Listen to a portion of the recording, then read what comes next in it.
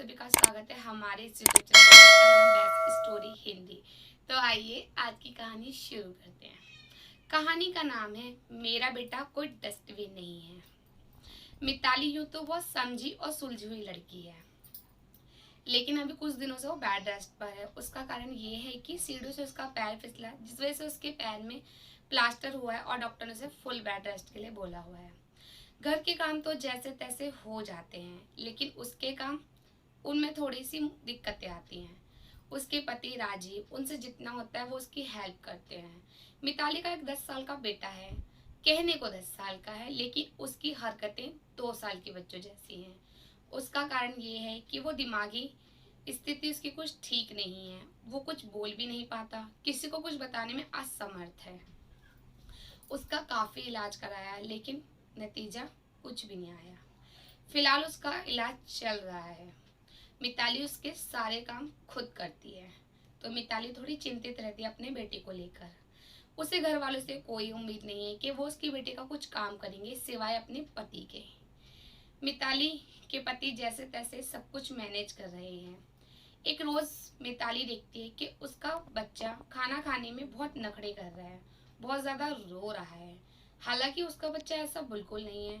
वो खाना खाते टाइम रोता नहीं है, आराम से खा लेता है। मिताली इस बात को इग्नोर करती है।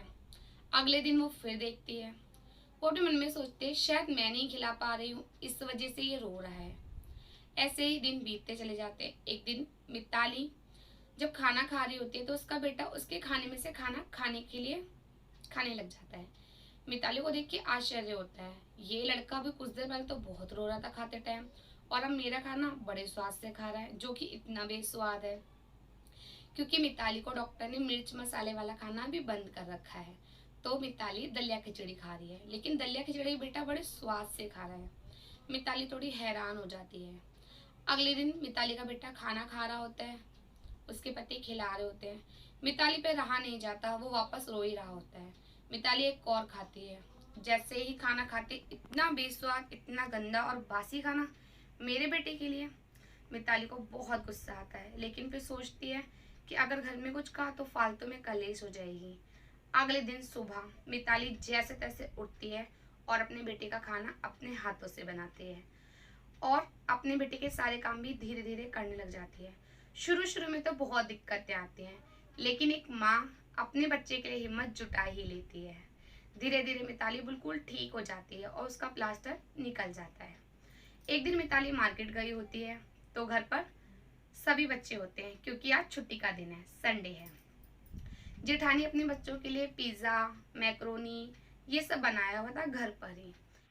मिताली जैसे ही मार्केट से आती है, देखती है कि उसका बेटा जमीन पर बैठा है और उसकी जेठानी के बच्चे डाइनिंग टेबल पर बैठ के चाइनीज फूड खा रहे हैं, और उसका बेटा दाल रोटी। मिताली को बहुत गुस्सा आता है और साथ ही बहुत बुरा भी लगता है। मिताली का बेटा बीच बीच में सभी बच्चों से चाइनीज फूड खाने की जिद करता है, लेकिन सारे बच्चे धुतकार कर उसे वहां से हटा देते हैं। मिताली का बेटा एक बार फिर वहां जाता है पिज्जा मांगने के लिए। इस बार मिताली की जिठानी आती है और एक जोरदार तमाचा मार देती है। दूर हटो यहाँ से, तुम्हें बोला है ना वही दाल रोटी खाओ, क्या यहाँ बच्चों के पास आ रही हो। मिताली को सच में बहुत ज्यादा गुस्सा आता है और वो पास आती है अपनी जेठानी के, और लगभग चिल्लाते हुए अंदाज में कहती है, आपकी हिम्मत कैसे हुई मेरे बेटे पे हाथ उठाने की, और ये क्या, आप अपने बच्चों को चाइनीज फूड खिला रही हो और मेरे बेटे को ये दाल रोटी, दाल इतनी पतली और रोटी इतनी मोटी, और वो भी बासी। मेरा बेटा कोई डस्टबिन तो है नहीं जो जब जो जी में आता है वही उसे परोस के दे देती हो। मैंने अपनी बीमारी की हालत में देखा कि आप लोगों ने मेरे बेटे का कितना अच्छे से ध्यान रखा। तभी मिताली की सास आ जाती है और मिताली को डांटने लग जाती है। मिताली, ये क्या लहजा हुआ बड़ी जेठानी से बात करने का। माँ जी आप तो चुप ही रहिए। माँ के साथ साथ आप लोगों को ये समझ में नहीं आया कि मेरा दुख, मेरे बच्चों के साथ ऐसा व्यवहार किया आपने। मेरा बेटा कुछ बोल नहीं पाता, किसी को कुछ बता नहीं पाता, उसकी दिमागी हालत ठीक नहीं है, लेकिन इसका मतलब ये नहीं है कि आपके जब जो मन में आएगा आप उसके साथ वो करोगे, आप उसे कुछ भी खाने के लिए दे दोगे। इतना कहते ही मिताली वहां से अपने बेटे को लेके चली जाती है, और फिर आइंदा किसी की हिम्मत नहीं होती है कि वो मिताली से या मिताली के बेटे के साथ दोबारा दुर्व्यवहार करे। अगले ही सुबह जेठानी और सास दोनों मिताली के पास आती हैं और मिताली से माफी मांगती है। साथ ही मिताली उन्हें समझाती है कि आप तो खुद एक माँ हैं, एक माँ के दर्द को क्यों समझ नहीं पाई। आपको मेरा बेटा, आप मेरे बेटे की बड़ी माँ लगती हैं, भले ही वो बोल नहीं पाता, आपको इस चीज़ को समझना चाहिए। मिताली की जेठानी को अपनी गलती का काफ़ी एहसास है और वो मिताली से दोबारा माफ़ी मांगती हैं। मिताली माफ़ कर देती है और सास बहू में तीनों गले लग जाती हैं। फ्रेंड्स, ये कहानी यहीं एंड होती है, लेकिन मैं आपको इस कहानी के माध्यम से ये समझाना चाहती हूँ कि जो ऐसे बच्चे हैं, जो स्पेशल चाइल्ड हैं, जिनकी दिमागी हालत ठीक नहीं है, जो बोल नहीं पाते, सुन नहीं पाते, किसी को कुछ बता नहीं पाते या चल नहीं पाते हैं, उनके साथ ऐसा दुर्व्यवहार न करें। इंसान वो भी हैं, बच्चा आपको हो या हमारा, बच्चे तो बच्चे हैं। हमें हर बच्चे का दर्द समझना चाहिए। ऐसे लोगों को दुत्कारना नहीं चाहिए, बल्कि उन्हें प्यार स्नेह देना चाहिए। ऐसे बच्चे हमारी घृणा की नज़रों से उन्हें ना देखें, उन्हें प्यार की नज़रों से देखें।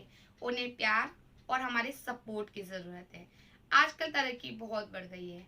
अगर डॉक्टर कोशिश करें और साथ ही जो बच्चा ऐसा है वो कोशिश करे, तो वो जल्दी हमारे जैसा हो जाएगा।